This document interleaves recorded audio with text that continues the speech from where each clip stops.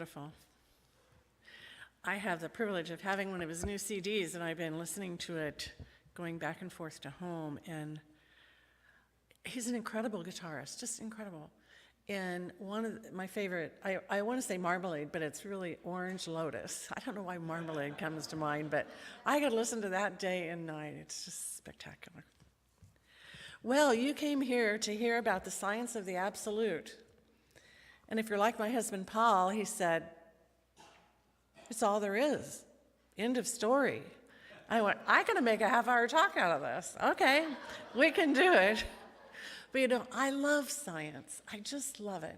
And I couldn't debate with a physicist or anybody. I couldn't write one of those equations that you see take up a whole chalkboard. You know, it's an amazing thing. But to me, it's exciting because science continues to reveal things that support the principles of science of mind which we study here.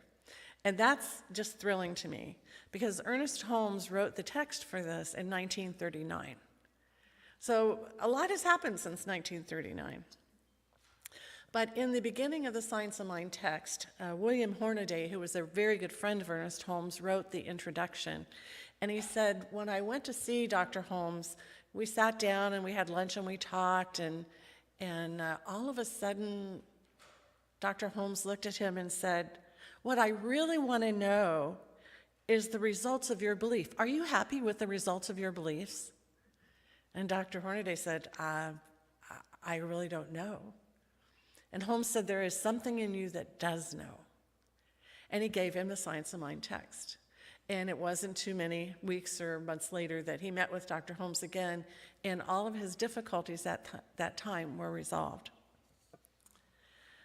In the dedication of the Science of Mind text, Dr. Holmes said, we discover the truth that sets us free, that sets us on a pathway of a new experience, which enables us to, and I love this part, to see through the mist to the eternal and changeless reality. I just love that. Eternal and changeless reality, which is also called the absolute. Now, there's a paradox here because we say it's absolute and it's changeless, but it's changing all the time. Did you notice? You change all the time. This is the interesting part because it's law. There's love and law is a principle that doesn't change. But the law of cause and effect means that when we put something in motion, it changes our effects, so we're constantly changing. So when somebody says relate to the absolute, it's relating to law. So when Dr. Holmes wrote this, I love the way he wrote it. He said, we're surrounded by thinking stuff that permeates all spaces of the universe, and today we know that thinking stuff is universal mind.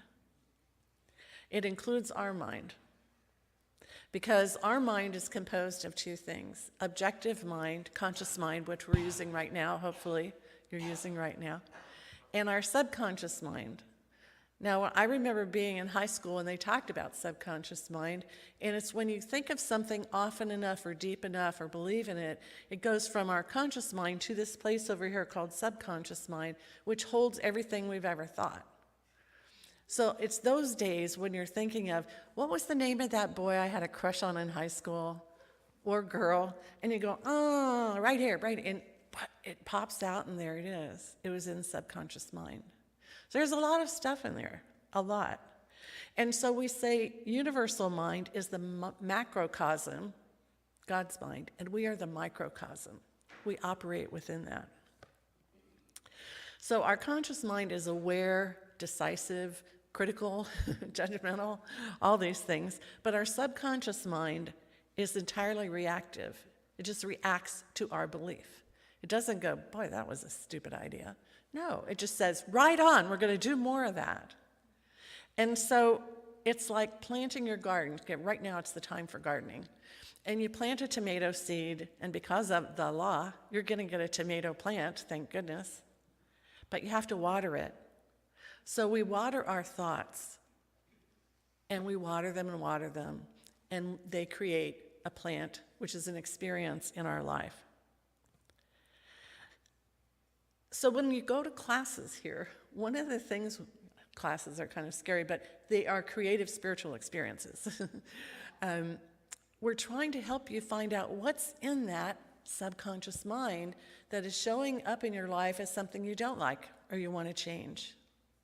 Because people come to a practitioner and they go, this is happening in my life and I'd like to change it. Oh, we can help with that. We have to figure out what's in subconscious mind that keeps showing up in your life. One of the things that I got a kick out of when I first came to this church is I was divorced after 21 years, and a year later I thought, well, I ought to probably try meeting people. And people would say, well, there's no good men in Redding. And then I came here, and some men would say, well, there's no good women in Redding either. And you know, that's a belief. And so what happens when you have a belief like that? Subconscious mind goes, right on. You're going to meet some goofballs. You're going to meet people that reaffirm what you've just been saying. So the list goes on. I can't achieve my goals because A, B, and C. I can't do this. I can't do that. My life, blah, blah, blah. And it's all what we put into mind. And so I'd like to read you from a book I wrote a few years ago called The Practitioner Handbook. And it's one of my case studies, because in order to be a practitioner, you have to prove you can move mind and resolve and change issues. So here's one of mine. A church member sought the help of a practitioner, which was me, because she was suffering a lot of pain over an old relationship. She was having extreme difficulty putting that person out of her mind. The practitioner found the cause, the thought, to be the fear of not being enough. Treatment focus was being pure love and pure light. So do you see how fear of not being enough, it keeps showing up because you fear not being enough, so you meet people who prove that you're not enough? After the treatment, which is our form of affirmative prayer, she says, I suddenly realized that I want to have a relationship with myself so that I can better understand my own thinking and emotions and avoid all fear, hurt, and pain that develop when I move too fast in a relationship. All this knowledge coming out of this. She said, the really great part about this experience is that I'm seeing a change in my thinking and I'm aware of my feelings, yet I'm making conscious and rational decisions about what I want to do. The pain over my prior relationship has gone away. That's how it happens. That's how it works. So we plant a seed in mind and we water it with our continual thoughts. And then you come to a practitioner because you're amazed the results. And you may not like them, and you go, I really need some help to shift this, to shift it in consciousness. So we have seed, soil, and plant. Seed is the thought, soil, we put it into mind, we water it, and up grows this incredible plant. So my question for you today is, your life experience like that of a giant, gorgeous redwood or poison oak? And I say that because Paul and I are dealing with poison oak that he gave to me. It's all his fault, but... And we had a practitioner meeting yesterday, and of course someone says, why do you think you got poison oak? And I said, out of love, because I didn't know or think he had it, and when it showed up the next day, it was, it's too late. But we had love, we shared love. So anyway, that's beside the point. So nothing works against this process. Nothing. It doesn't work against it. It's absolute. It's the law. Do you ever hear the words, it's done unto you as you believe? That's what it means. You know, we can make it a big story about the science of the absolute, but that's really what it means. So my next question to you is, how deeply do you let that go on before you intervene? Before you ask for help or go to the science of mind and get your own help? How long do you let that go? It's really something to think about, because you can more quickly decide to shift that because the universe will support you, totally. So this takes us back to spiritual mind treatment. Most of you know, I hope, who Deepak Chopra is. I actually met a person who never heard of him, and I'm like, how could that be? He's written 85 books. He writes about integrated medicine and personal transformation, And recently, there's a new book, and he partnered up with a physics professor, and it's called You Are the Universe.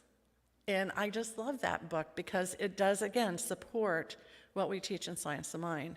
And so in this book, Chopra and this physicist concluded everything known is real, from a subatomic particle to the galaxies of the universe, and it's all keyed to observation by human beings. It's all keyed to your observation, and all of ours are different, aren't they? Billions of people on Earth, billions of observations. Now, we know this podium is solid, but if you took an electron microscope to it and cranked it down, you'd see little atoms spinning around, but there's more than just an atom. That's the mystery. There's no empty space. The big things in the world have found to be fairly stable with the theory of relativity, Einstein's theory of relativity. But when Einstein started looking at subatomic particles, he went, "This is spooky." He was totally freaked out. He totally was freaked, because they don't operate the way large things operate, subatomic particles. He said it's actually bizarre, but because subatomic particles act like waves, but then they act like particles. And if you've ever thought about light, the light from the sun, and then seen a rainbow, you know that the light from the sun has all the colors of the rainbow, but no matter how you drive your car to find the gold at the end of the rainbow, you never can. And those teeny tiny particles are called photons. And a photon is the smallest packet of energy they've discovered so far. I'm not going to say for real, they've discovered so far. And so scientists increasingly agree that our bodies are more than atoms and molecules. Well, of course they are. They find photons are emitted by our body through our mental intention, through our intention. Now, I've read the book on the power of intention, and it's very powerful. And every day I drive into the center, what's my intention for today? Well, today it was to have a talk that you could understand and would go well. But someday it's just pure joy. I just want to have a joyous day. No matter what happens, I'm going to be in joy today. And that intention plays out. Why? It's just at this photon level, it's this cellular level also that that's what I see, that's what I want, and usually that's what I get. Unless something from that subconscious mind gets triggered and said, you can't be joyful about that. But anyway, I digress. This is really about 5 talks in one, but in 1930, Albert Einstein met with a philosopher, his name was Tagore, Tagore. And he asked Tagore, do you believe that the divine is isolated from the world? And Tagore said, well, no. The entire universe is linked up with us. It's a human universe. And Einstein really was taken back by that. But I find science to continue to support that. Now, here's another interesting thing. Did you know that NASA's inventory of the universe has found in the cosmos 4.6% of it is regular matter that we can see. 4.6 that we can see. 24% is dark matter. Now, I love the issue of dark matter because that's how they find black holes. Because dark matter, when it gets near a planet, it curves the light. And that's how scientists find a dark hole. Well, curve the light around something, it's a dark hole. But 71.4% of the universe is dark energy, which is energy we can't see. So there is no space where there is not energy. It permeates everything. Now, there was an eminent physicist, Max Planck, and he put it this way. All matter originates and exists only by virtue of a force. We must assume behind this force the existence of a conscious and intelligent mind, because the mind is the matrix of all matter. Your mind goes probably to the Matrix TV movie, but it's this whole field of energy that is constantly shifting and changing, kind of, well, I don't know, like a plate of Jell-O maybe. But anyway, so this aligns perfectly with spiritual mind treatment. Now, spiritual mind treatment is our form of affirmative prayer. And Ernest Holmes called it the act and the science of consciously inducing thought within universal mind for the purpose of demonstrating that we live and exist in a creative medium, which responds to us by law. So it's a time and a process. So we often say, change your thought, change your experience. If you change your thought, everything has to change because it's all connected. So every Sunday at the end of the service, we say, our prayer practitioners are here for you. If, as Reverend David says, if something got jiggled in mind. But this is the way it works. They're going to find out what your mental intention was by the problem that you present, the issue that you present that you want to change. And the practitioner does a prayer in their own mind, knowing the truth about you. You are like the story, whole, perfect, and complete. You are totally worthy. That is energy of photons that move from the practitioner to you if you're receptive, because you can do a treatment here and have it impact someone in New York or Paris or whatever. So it's a packet of energy that moves fast. And you know how fast? 186,000 miles per second, the speed of light. This is why this is such a juicy teaching. She's doing a prayer and it's traveling at the speed of light. Now, are you open to receive or not? So let me give you a couple of recent examples. A friend of mine in Los Angeles called me to tell me that her first surgery that she underwent to fix a problem was not successful, and a second surgery was scheduled. So she asked to be on the practitioner prayer list. But on the day of the second surgery, a part on the equipment that the doctor was going to use was broken. And the doctor thought, okay, let me look at this x-ray. And he went, you know, I missed something. You don't need a second surgery. Simple, not simple. Powerful. Photons in motion. Here's another example. My cousin made an emergency flight to go be with my aunt, who was going to undergo surgery, and it was scheduled for the next day. But the surgery did not go as planned, and my cousin was frantic, and she called me up. I said, hey, put you on the practitioner prayer list. We'll see what happens. She was also freaked out because you know how it is when you want to change an airline reservation. It can be very expensive.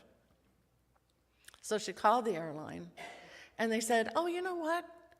There was a malfunction in that plane, and we canceled your flight. So you can just make a new reservation whenever you feel like it, no extra charge. Simple, complete, perfect, hard to believe. You know, all these things go through our mind. So you want to be careful when you think you know the facts. Definitely want to be careful with that. Because there's quantum energy moving all these photons around that mysteriously turn into stuff or break stuff or whatever, but they're all out there. Because our mind is a key factor in how creation behaves.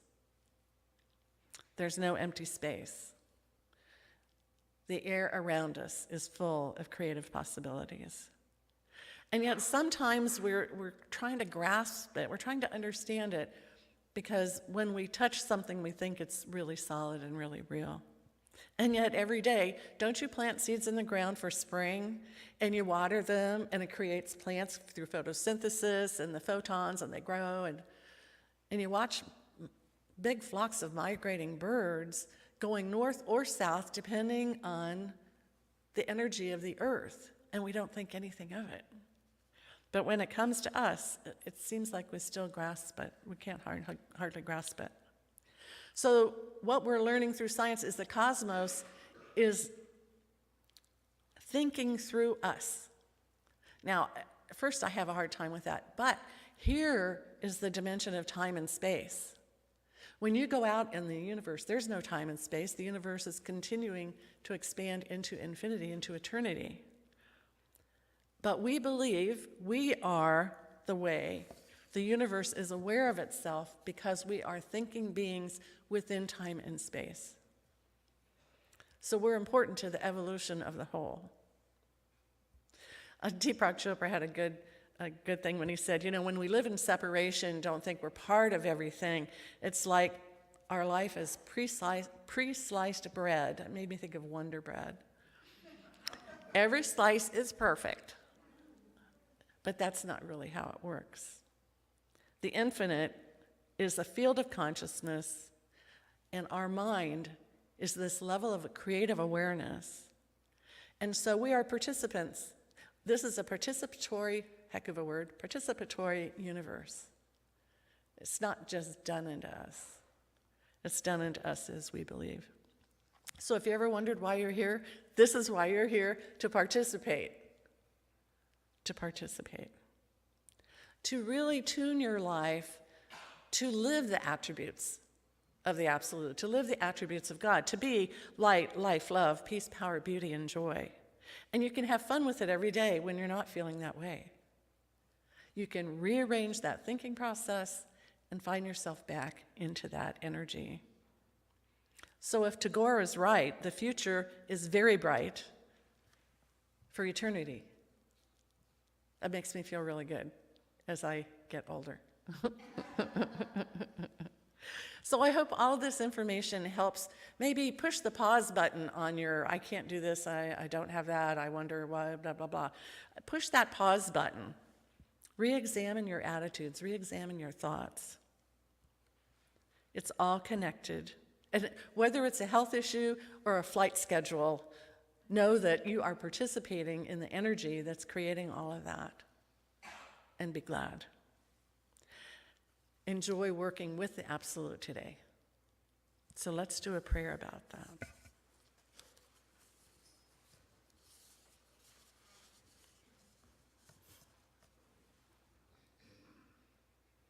Again, we say there is only one. And it's true. There is only one thing going on here. The Absolute, the infinite intelligence of God, the God we sometimes call Big Sweetie, because we're in this creative process with this universal energy, this universal mind. We are part of it with our conscious mind and our subconscious mind. And so today I know for myself, as I know for all of you, that there is never a place where you're so stuck that creativity can't pull you out of. Knowing you are here because this infinite intelligence created you to be here, to relate with it, to work with it, for the beautiful evolution of every soul. Every soul. Each of you is a super consciousness, Superman, Superwoman, here on this plane right now to evolve, to get through any blocks or anything that's holding you back. Your soul yearns for evolution, to move forward, realizing the preciousness of this life. So I am so grateful for all these scientists who continue to ponder these questions. And I encourage all the scientists who say, I'm not going to go there into consciousness. It's not real, that they too will find their way. So in gratitude for the opportunity to speak this morning, I just honor you for making your life a beautiful expression of the One, because it's the truth, and this truth sets us free every time, and so it is.